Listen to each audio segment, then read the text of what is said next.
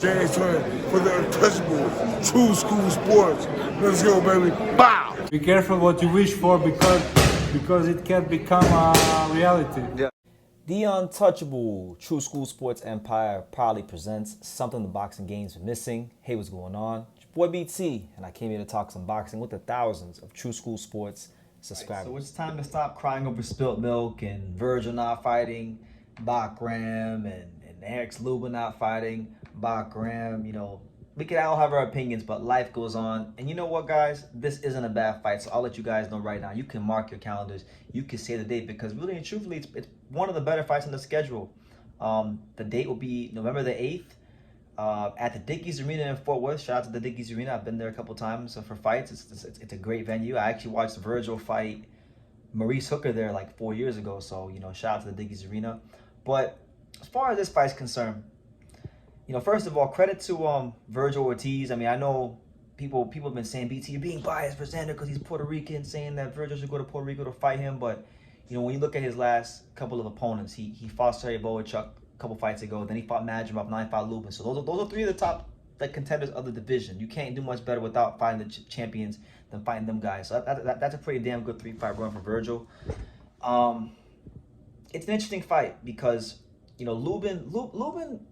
Let's call it real with Lubin. Like Lubin is a good fighter, and I give Lubin a lot of credit, you know, for all the negatives we hear in American boxing today about guys not wanting to fight, fighters not stepping up to the plate to make important, notable fights happen. Lubin has been a guy that has been one of those guys. He's fought Jesus Ramos, Sebastian Fundora, you know, he's fought you know, former world champion like Ishe Smith earlier in his career. He's fought some guys, man. He's fought some people. He fought Jamel Charlo probably when he shouldn't have early in his career, lost that fight. He just hasn't been able to get over the hump when it's counted the most in these big fights. But here he goes again. He has a chance to do it against a big-time contender and a guy that a lot of people are looking at potentially as one of the next superstars of American boxing.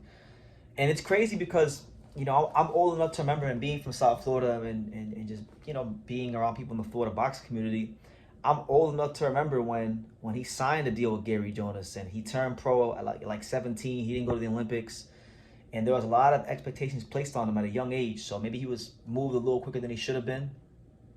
But God don't make mistakes, and you know, he has him here for this reason now.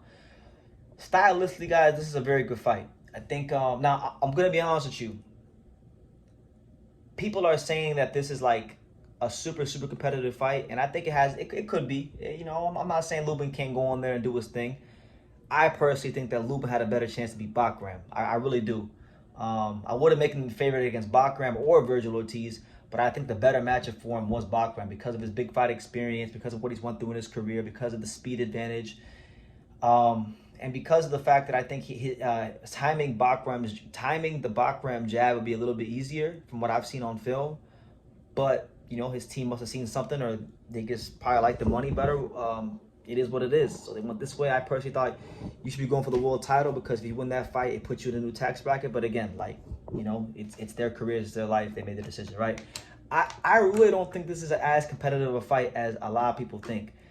Lubin, I think, is going to make this fight very competitive for about 5.5 rounds. I'll give him 5.5 rounds. I think his speed, his timing, his counterpunching, these kind of things will make things interesting for about 4.5 to 5.5 rounds. And I think somewhere around round 6, round 7, you're gonna see a gap in class. And I think the main thing Lubin's gonna have to overcome, it's not really Vergil's power. Everybody goes on about Vergil's power and power of this. You know, Vergil's power is good, but what makes Vergil Ortiz one of the top fighters, not just in the division, but actually in the world, is his power jab. It's his jab, which is one of the best in the business. And I think Lubin is going to have to figure out how he's going to get past that jab and actually land his own jab. And Lubin has a good jab himself. I'm not saying Lubin doesn't have a good jab. He does got a good jab.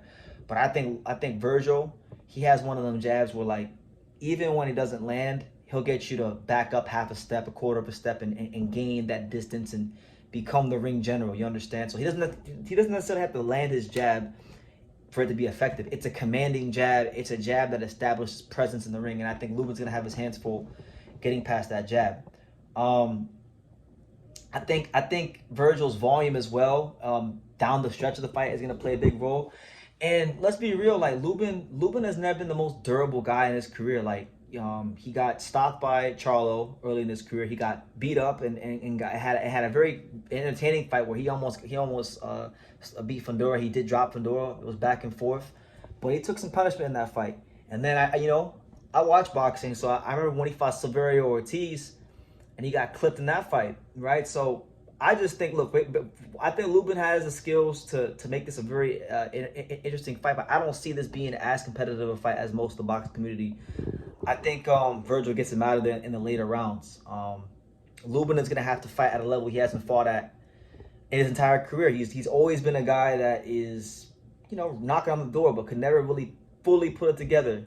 And in boxing, you get those guys sometimes. You get fighters that seem to have all the ingredients to be a world champion. Lubin's not no punk. He's a very tough fighter. He's not scared of nothing. He's got a lot of speed. He's got a lot of pop. He's a smart fighter. He's an intelligent fighter. He's got a lot of timing. But for some reason, when he gets into these fights that matter the most, he hasn't been able to get over the hump. So this has to be the night where it all comes together for him. Because if it's not, he's going to lose, and he's going to lose in a very clear fashion.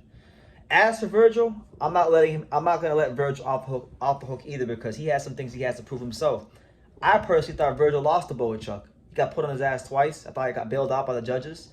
So he's got things he's got to exercise here. It's not like, he's this perfect fighter, because he's not. No, nobody is. But I think in this particular scenario, I like the style matchup in his favor. I think Lubin really would have had a better advantage against Bakram. I'm not making him the favorite against either guy, but I think, with a world title on the line against Bakram, who doesn't necessarily have as much big fight experience, I think Lubin would have had his chances to counterpunch and really exploit that speed advantage against a guy like Bakram. This fight, I don't think he really is going to be able to do that, and that's going to be, to me, his ultimate undoing in this fight. But it's a good fight. I ain't mad at it. Vergil wins this fight. You're looking at a guy with one of the best resumes in boxing without winning a world title. It's crazy. If Lubin wins this fight, man, then all of a sudden, how much will the narrative change in his career? He beats Vergil Ortiz, and now all of a sudden you're talking about Erickson Lubin as a guy that could potentially fight Xander Zayas. And I'd be very intrigued to see if Lubin would have come through this fight and beat Vergil. I actually think it might even be more interesting than Xander, because Lubin's from Orlando. Xander, he was born in Puerto Rico, but he grew up in South Florida, Sunrise to be exact, Plantation High School to be exact. So I wonder if their paths have ever crossed, because I know Lubin is in South Florida a lot for training over the years, and I think it'd be very intriguing. And Lubin's been talking a lot on Twitter about, Xander getting the protection program. So I think that fight's got potential, but obviously that can't become a possibility if it doesn't beat Vergil. And again, I think it's a chance for Lubin, really. Like, there's an old saying, and the saying goes like this. It says that adversity introduces a man to himself. So you don't really know who you are as a man or as a person until you face some adversity in life. You go through some tough times. Lubin's went through some tough times. He's had some experience in boxing at the top level that didn't go his way. And I think now it's his time to show up. He's really learned from those experiences and parlay that into winning this big fight and announcing himself to the world as truly, like, not in theory, but truly one of the top 154 pounders by taking down another top 54 pounder. So it's a good fight, but I'm gonna go with Vergil by late round stoppage. I think ultimately his power jab and his volume is gonna be too much for Lubin, but we shall see. Leave your comments down below. Make sure you guys take the time to subscribe. And like I say in every single one of these videos, you can love me or you can hate me. But I'm just a kid from Daniel. So until next time, take care, guys. Thank you for watching another video on the untouchable True School Sports Empire. For more great boxing content just like this, make sure you guys stay tuned and subscribe. You won't be disappointed.